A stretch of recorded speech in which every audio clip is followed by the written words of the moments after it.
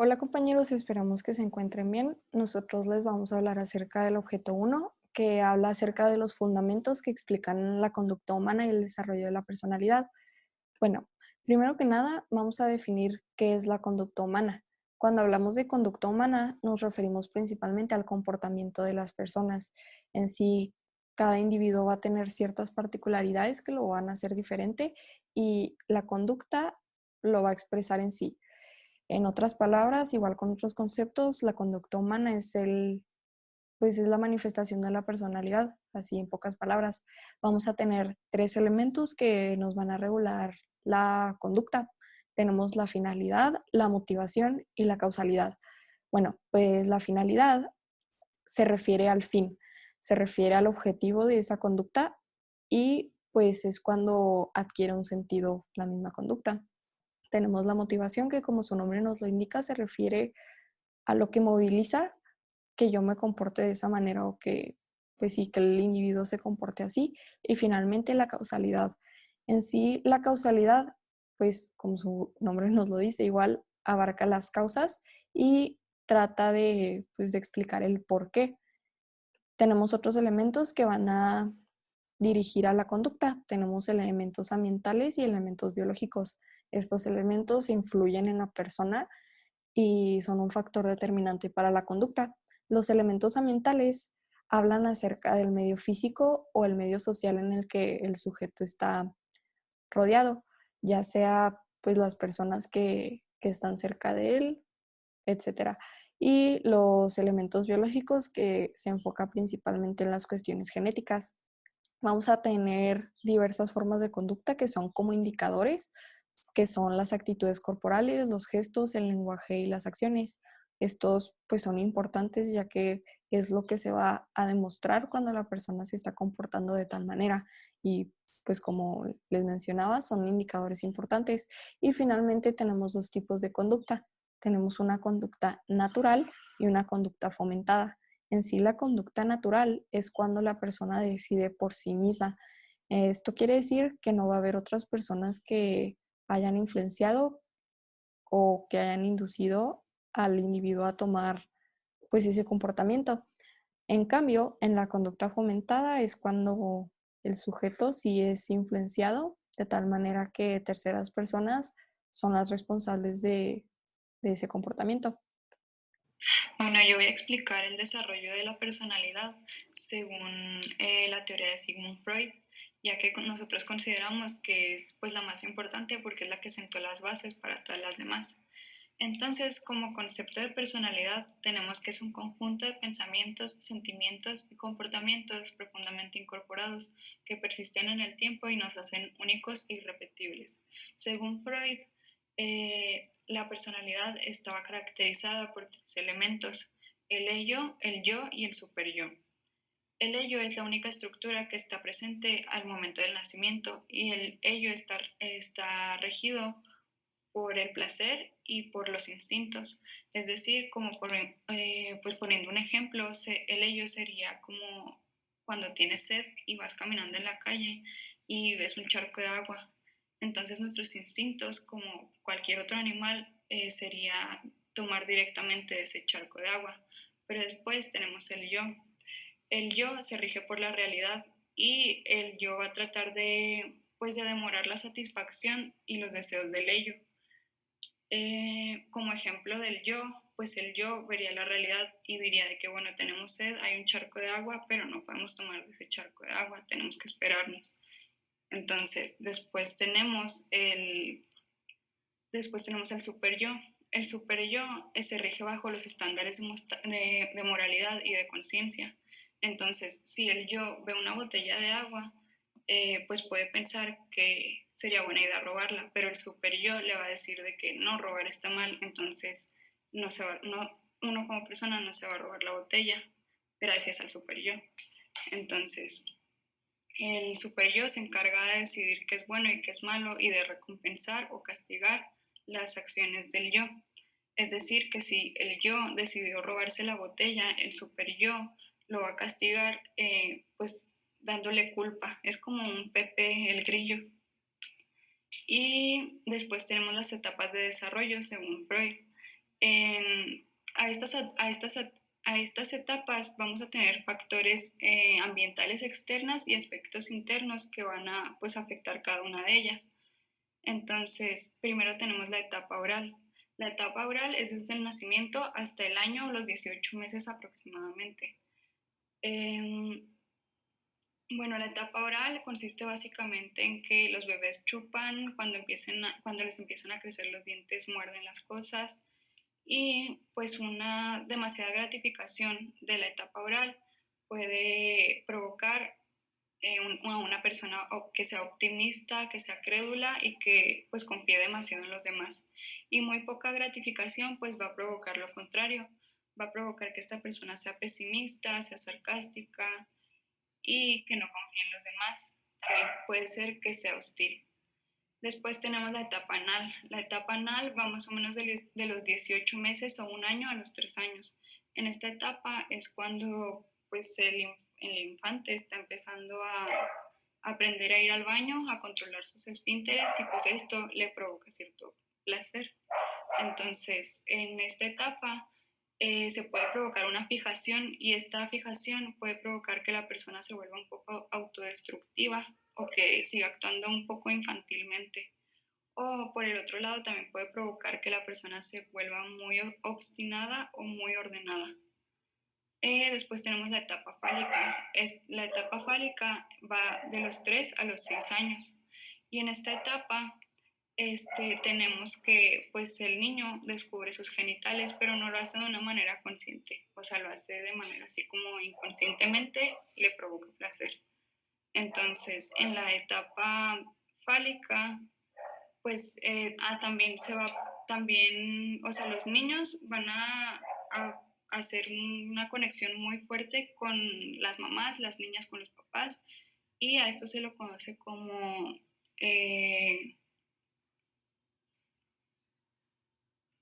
se le conoce como complejo de Edipo en hombres y como complejo de Electra en mujeres.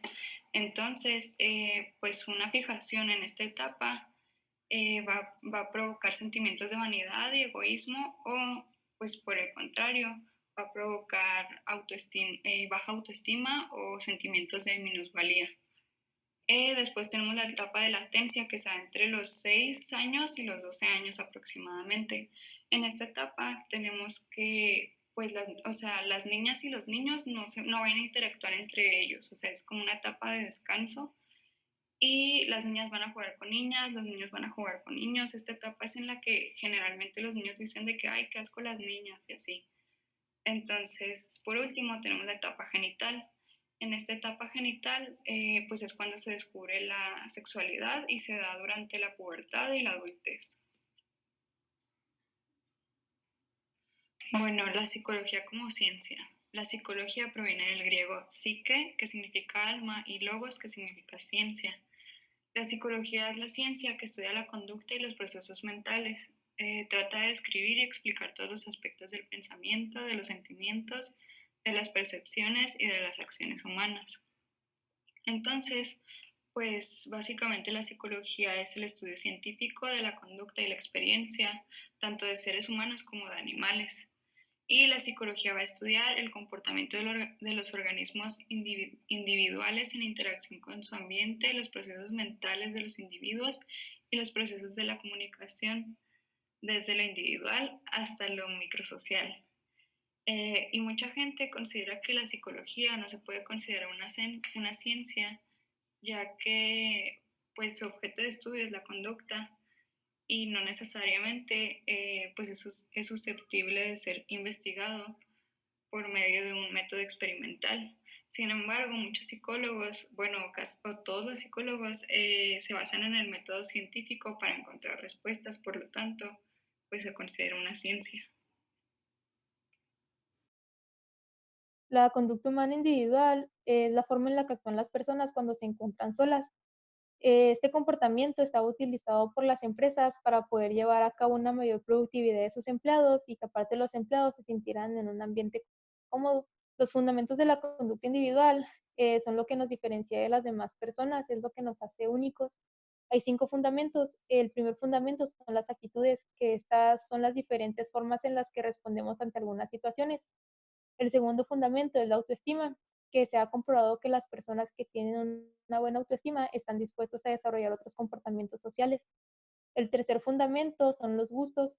El cuarto fundamento son las habilidades, que estas son las capacidades que tienen las personas para poder hacer ciertas actividades correctamente y aparte con facilidad.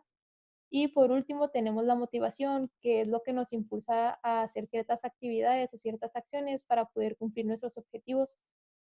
En cambio, en la conducta humana grupal, se trata de un grupo de personas, un grupo de integrantes que tienen un fin común. Aquí entran 5 teorías. La primera teoría es la teoría del contagio, que esta teoría consiste en una relación circular en donde una persona reacciona igual que otra persona. En la teoría de la convergencia se tiene que tener en claro que deben tener características similares todas las personas de ese grupo para que haya una conducta similar. En la teoría de la norma emergente, las acciones dentro de ese grupo dependen de las normas, pero estas normas no son las normas tradicionales, sino que están establecidas por la interacción que hay dentro del grupo. En la teoría del valor añadido, el comportamiento del grupo va dirigido hacia la meta que tienen en común. Y por último tenemos la última teoría, que es la teoría de la identidad social, que el grupo tiene una necesidad de estar en una identidad social positiva. Por eso es que las personas buscan sentirse y aparte ser parte de este grupo. Ya pasando a explicar el conocimiento conductista, empezamos con que John B. Watson es la figura más destacable del conductismo. Él era un psicólogo estadounidense considerado el fundador de la psicología conductista porque él consideraba que el único método de entender las acciones humanas era a través del estudio del comportamiento del individuo. Y esto nos lleva a la definición del conductismo, que el conductismo es una corriente de la psicología que se centra en el estudio de las leyes comunes que determinan el comportamiento tanto humano como animal, ya que el conductismo surge de una teoría psicológica y posteriormente se adapta hacia una educación. Esta es la primera teoría que viene a influir fuertemente en la forma en la que se entienden las cosas. Los conceptos básicos de la teoría conductista son 5 principalmente, aunque puede haber más. De entre estos 5 está el estímulo, que es un evento que activa una conducta. La respuesta, que es la reacción que se puede observar ante un estímulo. El condicionamiento, que es la acción de las respuestas automáticas de varios estímulos. Y el refuerzo, que es las consecuencias para fomentar una conducta. El castigo, como se puede dar a entender por el nombre, es un proceso que debilita y elimina una conducta. Ya la influencia en la psicología del conductismo, pues la influencia inicial del conductismo en la psicología fue minimizar el estudio introspectivo de los procesos mentales, como son las emociones y los sentimientos. Esto para sustituirlo con el estudio objetivo de los comportamientos de los individuos en la relación con el medio. El conductismo actual ha influido en la psicología en 3 maneras diferentes, como se nos muestra aquí. La primera es el reemplazo de la concepción mecánica de la relación estímulo-respuesta para otra más funcional, que hace hincapié en el significado de las condiciones estimulares para el individuo. La segunda es la introducción del método experimental para el estudio de los casos individuales. Y la tercera y última es la demostración de los conceptos y principios conductistas son útiles para resolver problemas prácticos en diversas áreas de la psicología aplicada. Psicología cognitiva. Es el estudio científico de cómo el cerebro procesa la información. Básicamente lo que estudia es la manera en la que nosotros recibimos la información del mundo externo, el cómo le damos sentido a esa información y para qué la utilizamos. Existen 3 enfoques para el estudio de la psicología cognitiva. El primero es la psicología experimental. En este enfoque se utilizan experimentos psicológicos con seres humanos para investigar las formas en las que aprenden, perciben o en las que piensan. Después, tenemos el enfoque de los modelos computacionales.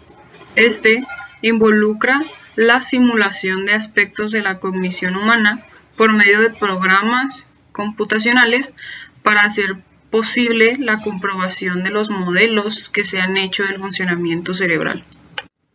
Y por último, tenemos la neuropsicología cognitiva. Esta utilizan métodos como escáneres cerebrales, registros de la actividad neural, y en lo que se interesa es en la relación entre la función cerebral y las funciones cognitivas. Etapas del pensamiento cognitivo. La información recibida por los órganos sensoriales, en este esquema representada por input, pasa por una etapa inicial de percepción. Esta etapa involucra el análisis del contenido de la información que fue recibida. Entonces, el cerebro lo que hace es extraer el significado de input en un esfuerzo para darle sentido a la información que contiene. La percepción hará que se realice un registro del input y a esto se le denomina almacenamiento de memoria y aprendizaje. Ya que se ha creado una memoria sobre la información, esta puede retenerse para utilizarse en un futuro, lo que involucra a la recuperación.